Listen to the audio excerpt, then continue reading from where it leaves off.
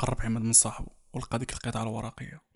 لفها دورها هكا، بقى كيشوف، قلبها هو يقرا بالحرف. لقى فيها واحد الكتابة مكتوبة باللون الأسود، ماشي مداد وماشي سمخ، واحد الشكل بحال الكحول، بحال قلت شديتي واحد العود حرقتيه وكتبتي به، ولكن واحد الخط ما فيه ما يتشاف، ولكن عماد قدر يقراه. شد عماد داك الجلد وهو يقرا فيها، وهو يقرا بصوت مسموع بالحرف: شكرا على إطعامنا، كان الطعام لذيذا، تحت الصخر أمنياتنا، نريد المزيد. المنذر هو مستغرب، كيفاش؟ شنو معنى هاد الهضرة؟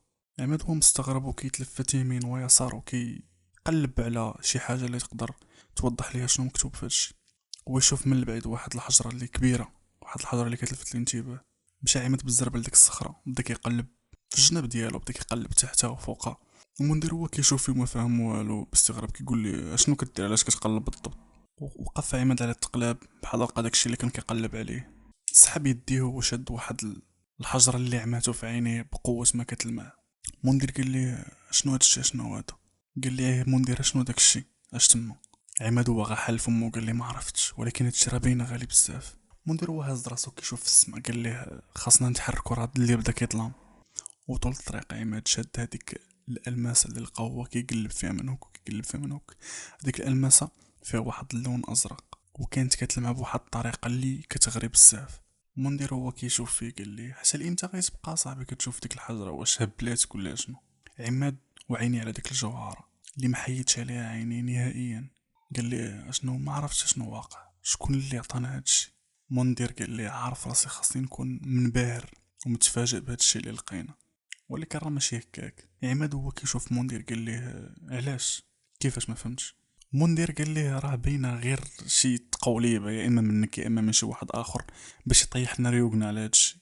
عماد قال لي كنقسم بالله ما عندي علاقه بهذا الموضوع، ماشي انا اللي حطيته تما. منذر وعينا في الطريق قال لي الحمد لله ان الشمس ما غابتش، وما ضطريتش باش انني نسوق في الليل، وما تكتبش عليا انني نصبر على ديك السياقه ديالك العوجه، على ديك السوقان ديالك العوج اللي كتسوق بينا. واصلا ما بقاش لنا بزاف ونوصلوا للمدينه وغنتاكدوا من هاد الحجره اللي لقيتي واش بصح يعني تامينه ولا غير شي مزحه. عماد قال لي شنو كتعني باننا غادي نتاكدوا؟ كيفاش؟ واش هادشي اللي قدامك واش ما مشبعكش؟ منذر هو كيبتسم واحد الابتسامه خبيثه، قال لي تا غادي تشوف. كمل منذر السياقه ديالو حتى وصلوا لواحد المحل ديال المجوهرات، واحد المحل خاص بالمجوهرات. ووجه الهضره لعماد وقال ليه حنا وصلنا، هاد البلاصه هي اللي غتبين لنا بان هذيك الحجره اللي في يدك راه مجرد زجاج. عماد هو كينزل من الطوموبيل قال لي حنا غادي نشوفو دابا. وصلوا عند داك الصائغ، والصائغ اللي هو بائع الذهب او بائع الاحجار او بائع الالماس. عطاو هذاك الحجر اللي كيقلب فيه من هوك ومن هوك وكيدور من هوك ومن هوك، وشاد هذيك العدسه، عارفين هذيك العدسه اللي كتكون عند الذهبي اللي كيقلبوا بها الذهب، وكيقلب في الحجر من هوك ومن هوك. قال لهم نجبتو هذه فين لقيتوها؟ منذر هو كيتبسم قال لي غير قلنا القيمه ديالها. حيت منذر كان كيتسنى انه يقول لي راه اصلا راه ما سوي حتى شي حاجه، راه غير جاج ولا شي حاجه هكا. قال لهم هذاك الصائغ واش خونتو لشي واحد ولا كيفاش؟ عماد هو معصب قال لي كيفاش خوناها؟ علاش غادي نخونوها حنايا اصلا؟ واش بنا لك حنا خوانا؟ منذر هو كيجاوب بهدوء قال لي ارتاح حنا بغينا نعرفوا قيمتها. وجه الهضره ديالو لهداك الصائغ، قال لي دابا بلا ما تبقى تزيد في الهضره، قلنا شحال القيمه ديالها. واصلا واخا نكونوا سرقنا، واش هاد الحجر اللي بين يديك واش عنده قيمه باش انه يتسرق؟ الصائغ هو كيحط هذاك الحجر على الارض وكيحيد هذيك العدسه من عينه، قال ليه دوروا عينكم في المحل كاع كامل، يكشفوا المحل راه ما يسواش ولا الربع ديال الثمن ديال هاد الحجره. مدير عماد قال ليه اياه مزيان. في الاول كيصحاب لهم انه غير كيضحك عليهم. جاوبو منذر قال ليه واش كضحك علينا ولا كيفاش؟ عماد قال ليه اسكت منذر خلي السيد يدوي.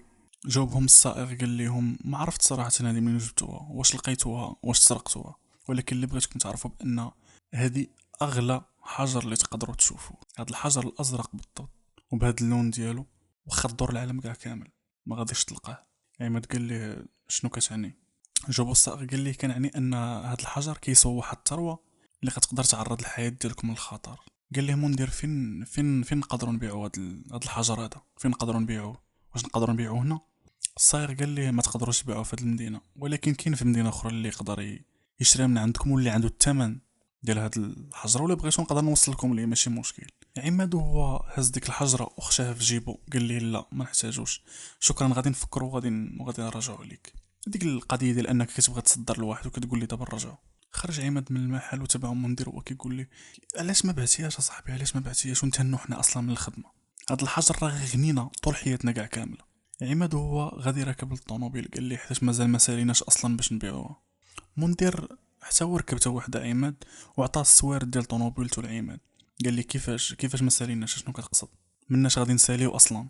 عماد هو كيدور مفتاح ديال الطوموبيل باش انه يديمار الطوموبيل، قال ليه غدا ان شاء الله غادي نطلبوا عطله من الخدمه وديك الساعه نقول لك اشنو غادي نديرو.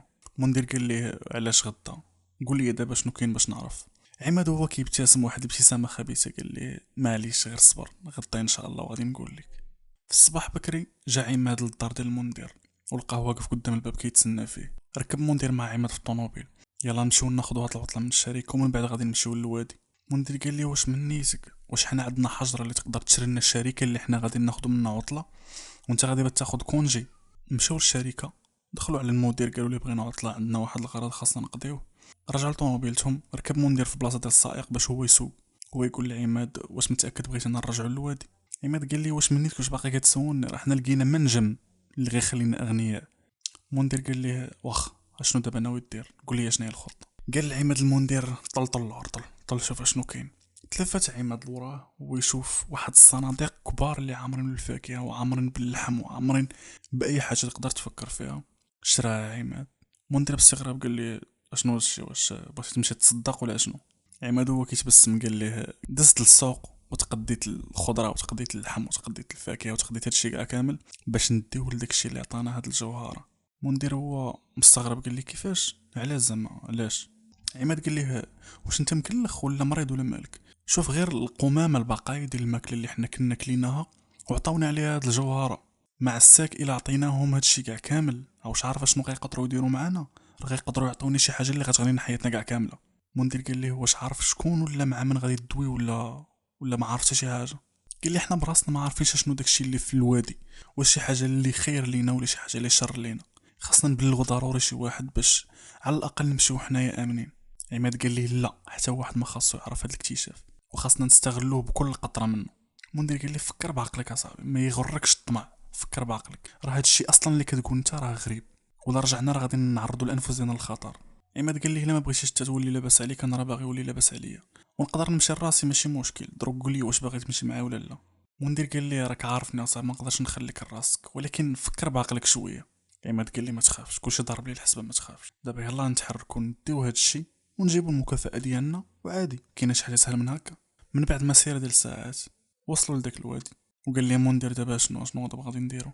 عماد هو كينزل من الطوموبيل قال لي اول حاجه بعدا غادي نهزو هادشي غادي نحطوها في البلاصه اللي كانت في هذيك القمامه الاولى، غادي نتحركوا شويه نضربوا دويره وغادي نرجعوا لديك البلاصه ونشوفوا ديك الساعه شنو غادي نلقاو. دار مندير داكشي اللي قال لي عماد، حطوا داكشي مشاو ضربوا دويره. مندير دار داكشي اللي قال لي عماد، هزوا دوك السيكان كاع كامل اللي عامرين بالخضر والفواكه والماكله حطوها في ديك البلاصه اللي كانوا حاطين فيها قبل ديك القمامه. مشاو ضربوا دويره وفي طريق الرجوع قال لي مندير كنحس بشي حاجه خايبه غادي توقع. عماد هو كيبتسم وفرحان قال لي ما عندك مناش تخاف، غادي نرجعوا غادي نلقاو جوهره ولا غنلقاو جوج كاع راح نعطيناهم شي حاجه اللي باقا طريه ماشي قمامه اولا الشيطه ديال الماكله ديالنا. قال لي ومن بعد غادي نمشيو في حالاتنا وما غاديش نبقاو نديرو هادشي مره اخرى. قال لي مندير واش كتوعدني، جاوب عماد قال ليه باش غادي نوعدك. قال ليه مندير واش كتوعدني بان هذه غادي تكون اخر مره. عماد هو كيبتسم وباين انه غير كيكذب. قال لي كون هاني، قال لي كنوعدك دي اخر مره غندير هادشي. رجعوا للوادي وما لقاوش ديك الماكله اللي حطوا، لقاو واحد الجلد او ورقه جلديه نوعا ما بحال اللي كانت قبل مكتوب فيها بالحرف شكرا على اطعامنا، كان الطعام جديدا ولذيذا، فوق الصخره امنيتنا، نريد المزيد. هزوا عينيهم من الارض شافوا في ديك الصخره اللي كان تحت هذيك الجوهره في الاول، شافوا في ديك الصخره وما يشوفوا واحد الصندوق. مع شافوا عماد جرى ليه طلع فتح الصندوق وهو يلقى واحد المنظر اللي خلى فمه غير محلول. دار عند مندير وقال ليه صافي تغنينا صافي ما غاديش نبقاو نخدمو كاع نهائيا.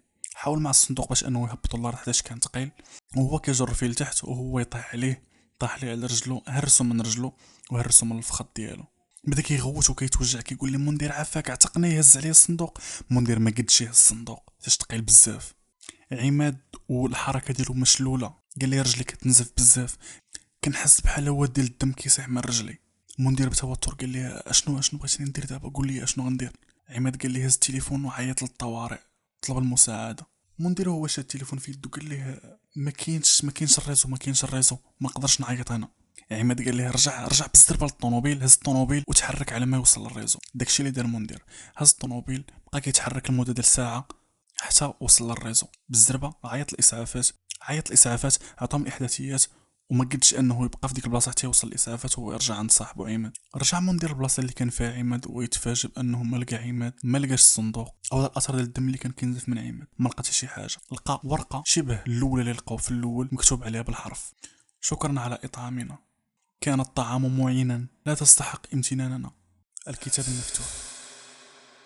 غادي تاخذنا الروايه عند المنار، غادي تجيكم الروايه انها كتعطينا واحد المقاطع متفرقه اولا واحد اللحظات متفرقه اولا واحد القصص متفرقه، ولكن في الاخر غادي تعرفوا انه هاد القصص كاع كامله مرتبطه مع بعضياتها. كانت منار واحد البنت اللي هادئه بزاف، واحد البنت اللي كالم بزاف، ما عندهاش صحاب بزاف، ما كتخرجش بزاف. كانت الهوايه ديالها المفضله هي انها تجلس في الدار وتقرا الكتب، لدرجه ان صحاباتها اللي كانوا عندها والعائله ديالها كيلقبوها بدودة الكتب. كتقرا في كل شيء، اي حاجه، جريده، اي حاجه، كتقرا في كل شيء وفي اي كتاب وعلى اي حاجه. كتكون قاصحه في النقد ديال شي كتاب الا ما عجبهاش، الا لقات اللي يسمعها او شي واحد اللي يسولها على الراي ديالها في شي كتاب. وهذا الشيء غالبا ما كيوقعش، حيت ما عندهاش ما بين الاصدقاء ديالها اللي كيشاركها نفس الاهتمام بالكتب، ولا ما غيسولهاش اصلا على شي كتاب ولا واش عجبك ولا واش ما عجبكش. العلاقه ديالها مع الكتوبه كبرات بالضبط من اللي ماتت الام ديالها وهي عندها 10 سنوات. العلاقه ديالها مع باها بارده ومحدوده، حيت هو غارق في الخدمه ديالو وهي غارقه مع الكتب ديالها. كيجمعهم غير الطابله ديال العشاء، ما كتجمعهم حتى حاجه من غير الطابله ديال الماكله. يعني فاش كيبغيو يتغداو ولا كيبغيو يتعشاو تما فين كيتجمعوا كيشوفوا بعضياتهم. دازوا الاعوام وفي النهار ديال عيد ميلاد الرابع عشر باش تلقى فوق المكتب ديالها واحد الكتاب ملفوف بداك بابي كادو، يعني ديال التغليف ديال الهدايا، ولقات فوقه واحد الورقه: كل عام وانت بخير قارئتي الصغيره. فرحات منار بزاف بالهديه اللي جاب ليها باها، واللي لقات فيها واحد الكتاب اللي باينه فيه قديم وغير من الشكل ديالو اثار الانتباه ديالها وعجبها بزاف. واحد الشيء اللي مميز في هذا الكتاب هو ان الحواف ديالو بواحد اللون ذهبي، يعني الحواف ديالو مذهبه. تبسمات واحد الابتسامه عريضه وهي غاديه فوق الناموسيه ديالها. ما هموهاش الفهرس او لا العنوان ديال الكتاب او لا ما همها حتى شي حاجه من هادشي. الحاجه الوحيده اللي كانت هي مفرحه هي ان الاب ديالها هو اخيرا بدا الاهتمام ديالو بالرغبات ديالها، وما نساهاش في النهار ديال عيد الميلاد ديالها وجاب لها هديه اللي افضل هديه اللي تلقات، وجاب لها هديه اللي ضمن الاهتمامات ديالها. جلسات فوق السرير ديالها وبدات كتقرا من اول صفحه. منار بدات كتقرا، بدات كتهز في الحواجب ديالها وهي ما فاهماش اشنو داكشي اللي مكتوب تما، حيتاش اول مره كتصادف شي كتاب بحال هكا. بالرغم من انها قرات بزاف ديال الكتوبه وقرات بزاف ديال المجالات وبزاف ديال المواضيع. كان الكتاب في الاول على شكل ديال روايه، كانت كتهضر على واحد الدري ضايع في واحد الغابه عامره بالضباب وكيحاول يخرج منها بشق الانفس وما قدرش. ومع استمرارها في القرايه الاحداث ديال الروايه شدتها بزاف، حتى تصدمت في الاخر ديال الكتاب بصفحات بيضاء، ما لقات حتى شي حاجه، ما لقاتش التكمله ديال دوك الاحداث. سدات الكتاب وهي مستغربه ومفقوسه في نفس الوقت، حيت ما لقاتش الكماله ديال دوك الاحداث اللي كانت متشوقه ليهم. هاد التوقف اللي ما لقاتش الكماله حرمها من نعاس ديك الليله اللي بقات الليله كاع كامل وهي كتفكر. وعلى عاده الاب ديالها رجع من الخدمه ديالو، حيت الخدمه ديالو كتبقى معطله بالليل، هو يتفاجئ بها قدامه وتفاجئ بالسؤال ديالها: فين باقي القصه؟ قال لها: اشنو خلاك ما نعستيش هاد الوقيته؟ منار تجاهلت السؤال ديالو وقالت لي: عافاك بابا، قول لي فين هي باقي القصه، عافاك. الاب هو متعجب منها، قال لها: بنتي علاش كتهضري بالضبط، اش من قصه؟ منار وهي كترفع الكتاب ما لقيتش الاحداث كاع كاملين، الكماله ديالهم فين هي؟ الاب هو كيبتسم قال لها: عجبتك الهديه بعدا؟ منار قالت لي: عجبتني بابا، ولكن فين هي الباقي ديال القصه؟ الاب باستغراب قال لها: شنو كتعني؟ حلات منار الكتاب في وجه باها، قالت لي: ها انت شوف هنايا وراق بيضين. قال لها الاب ديالها: ما بانت لي حتى شي حاجه، ما هياش يعني كتاب عادي. قالت لي: كيفاش ما كاينش؟ شافت منار بسرعه للصفحات واللي تفاجات بان دوك الصفحات البيض اللي كانوا في الاول لقاتهم دابا مكتوبين. حست بالحيره، حست بشي حاجه ماشي هذيك، وكتشوف باها ومتعجب. حط باباها يدو على راسها، قال لي: سير بنتي تنعس، الوقت تاخر بزاف. رجعت منار للغرفه ديالها، بدات كتكمل القرايه ديال الكتاب. كملات من البلاصه فين حبسات على داك الدري اللي كان ضايع في ديك الغابه الضبابيه. من بعد ما قرات شي صفحات صدمت ثاني بان لقات صفحات بيضات اخرين، وهي غير قبيله فاش كانت حدا باها وقلبت الكتاب ما لقات حتى شي صفحه بيضاء، كلهم عامرين بالكتاب. وضرباتهم على الحيط وهي تمشي تنعس. فقط في الصباح كيف العاده ديالها باش تغسل وتلبس حوايجها وتفطر باش تمشي لقرايتها. باها بطبيعه الحال كان باقي ناعس، حتى الخدمه ديالو كتبدا من بعد الظهر حتى اخر الليل، وداك الشيء علاش تعاودت كل صباح كتمشي لراسها للمدرسه، حيت المدرسه اصلا ما بعيداش بزاف. من بعد الظهر رجعت منار من المدرسه، بطبيعه الحال ما غتلقاش باها حتى تمشي لخدمته. مشات وجدت ما تاكل وطلعت لبيتها، تلاحت فوق الناموسيه ديالها وجات عينها على داك الكتاب اللي باقي مليوح في الارض من البارح فاش لاحته. بقات كتشوف فيه بغضب وكانها كتكره ديك الرغبه اللي جاتها بانها تنوض تحل الكتاب. وفي الاخر بطبيعه الحال غتستسلم وهي تنوض للكتاب. لقات منار ان جميع دوك الصفحات كاع كامل اللي قراتهم قبل تمسحوا، والصفحات اللي من بعد اللي كانوا البارح بيضين رجعت فيهم الكتابه. منار كملت الكتاب بالقرايه وما فكراش، قالت كيفاش هاد الصفحات اللي قريتهم انا ديجا يعني تمسحوا، حيتاش كانت متاكده بانها غادي تقرا شويه وغادي تلقى صفحات اخرين بيضين. كملت القرايه على داك الدري اللي كان تالف في ديك الغابه، وتشاركت مع اللحظات اللي عاش، وتشاركت مع الحزن ديالو والخوف اللي كان خايف على المصير ديالو انه ما يخرجش. تعاطفت معاه وطاحوا الدموع ديالها حيتاش عارفه بانه محال واش غادي يقدر يخرج من ديك الغابه. رجع الاب ديالها من الخدمه وكان غادي للبيت ديالو باش ينعس حيتاش كان مهلوك بزاف، ولكن تفكر شنو وقع لبنته البارح وقال نمشي نطمئن عليها. مشى للبيت ديالها ويتفاجأ بان البيت ديالها خاوي ما كايناش فيه. الاب ديالو تخلع وبدا كيقلب في الطابق الفوقاني كاع كامل ما لقاهاش، نزل للدار التحتاني ما لقاهاش، وفي الاخر عيط للبوليس اللي قالوا ليه حنا جايين عندك دابا. جلس الاب فوق الناموسيه ديال بنته وهو حزين وكيخمم وغير حابس الدموع حيت ما عارفش بنته فين هي ولا اشنو وقع لها. وفي وسط التفكير ديالو لمح داك الكتاب اللي كان جايب ليه هديه، حلو وبدا كيقلب الصفحات بشويه ما يلقى شي حاجه اللي تدلو فين مشات بنته او لا اشنو وقع لها. وبحزن الدموع ديالو كينزلوا من عينيه وهو يقول اشنو اللي كان مقلقك في هاد الكتاب بنتي؟ غير قصة عادية، غير قصة ديال دري اللي تالف في واحد الغابة ضبابية.